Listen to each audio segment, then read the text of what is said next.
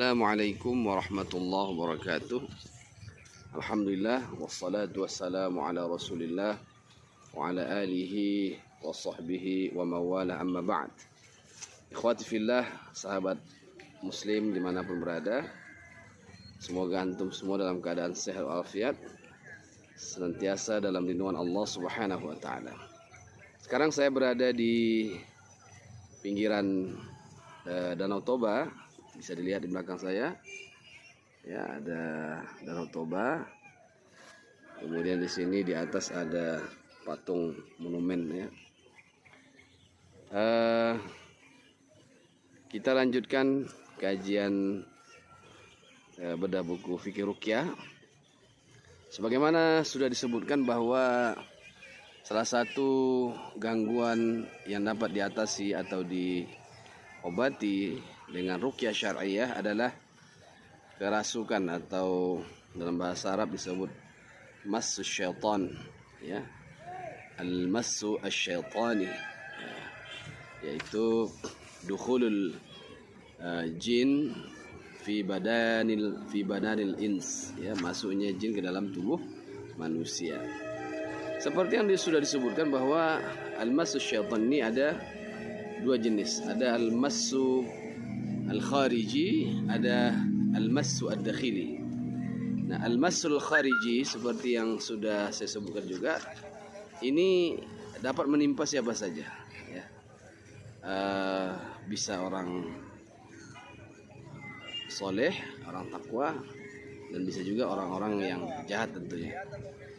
Di dalam Al-Quran Allah Subhanahu wa ta'ala menyebutkan, innal ladzina taqaw idza massahum ta'ifum minasyaiton tadzakkaru fa idza hum mubsirun. Sesungguhnya orang-orang yang bertakwa bila mereka ditimpa waswas dari syaitan, begitu diterjemahkan, ya. Jadi massahum ta'ifum minasyaiton itu diartikan dengan waswas, ya. Ketika orang bertakwa mengalami, ya, waswas dari syaitan, tadzakkaru, mereka segera ingat kepada Allah, ya. Maka ketika itu mereka menyadari kesalahan-kesalahannya. Nabi Adam dan ibunda Siti Hawa, sebagaimana dalam surah Al-A'raf ayat 20 juga dijelaskan oleh Allah, fawaswasa lahuma asyaitanu liyubdiya lahuma ma wuriya anhuma min sawatihima wa qala ma nahakuma rabbukuma an hadhihi syajarati illa an takuna malakaini aw takuna minal khalidin. Nah, di sini kita lihat bahwa Nabi Adam dan istrinya, ya, ibunda Siti Hawa juga mengalami al-massu syaitan, ya, al-massu syaitani. Nah, ini artinya bahwa yang dimaksud adalah al-massu al-khariji, ya, berarti menyentuh dari luar. Jadi artinya menggoda, merayu, ya, dan sebagainya. Nah, adapun al-massu dakhili, ya, yaitu setan masuk ke dalam tubuh manusia. Nah, ini yang sering disebut kerasukan setan atau kemasukan setan, ya. Nah, inilah yang ketika diruqyah akan mengalami reaksi, ya. Ketika dibacakan ayat-ayat Quran, ya, terjadi reaksi seperti menjerit, muntah, ya, atau melawan dan sebagainya.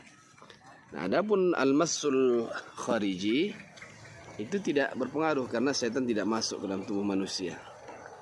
Nah, jadi ketika seseorang yang baik-baik, yang tentunya akan berhadapan dengan setan, ketika diruqyah tidak akan mengalami, ya, kerasukan karena memang setannya berada di luar.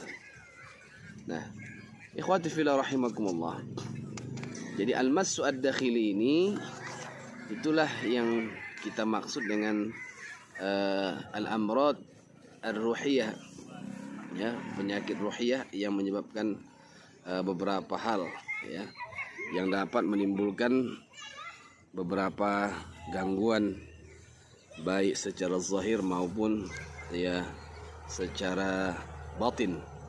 Nah, di dalam buku fikih ruqyah ya saya menyebutkan ada beberapa efek ya dari kerasukan jin. Yang pertama, timbulnya ketakutan atau fobia ya. Jadi jin dapat menimbulkan ketakutan pada diri seseorang sehingga dapat mengganggu ketenangan dan menimbulkan sempitnya pergerakan atau aktivitas.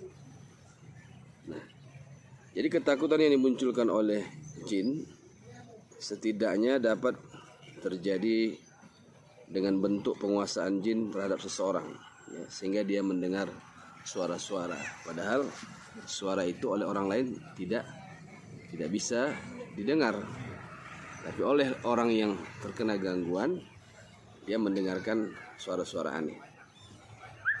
Kemudian yang kedua, timbulnya ketakutan terhadap makhluk yang bernama jin tersebut ya, sehingga muncul dalam keyakinannya ya hal-hal yang oleh orang lain ya tidak masuk akal ya.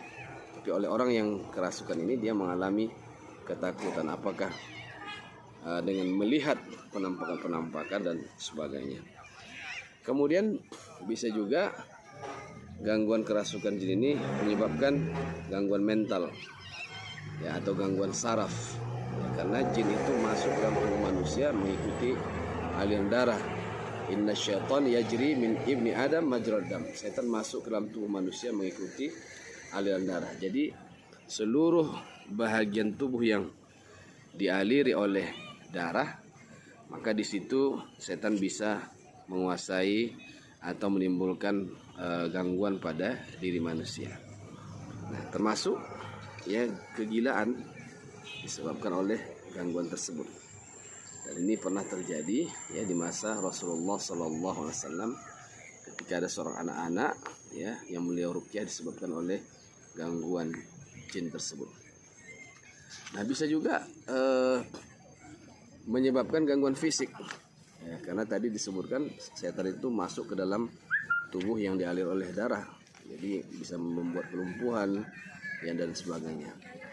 Jadi untuk mengatasinya, jikalau positif terkena gangguan jin, maka yang bisa mengatasi gangguan tersebut adalah ruqyah syar'iyah, bukan dengan cara medis ya, karena medis tidak menjangkau penyakit-penyakit seperti itu ya.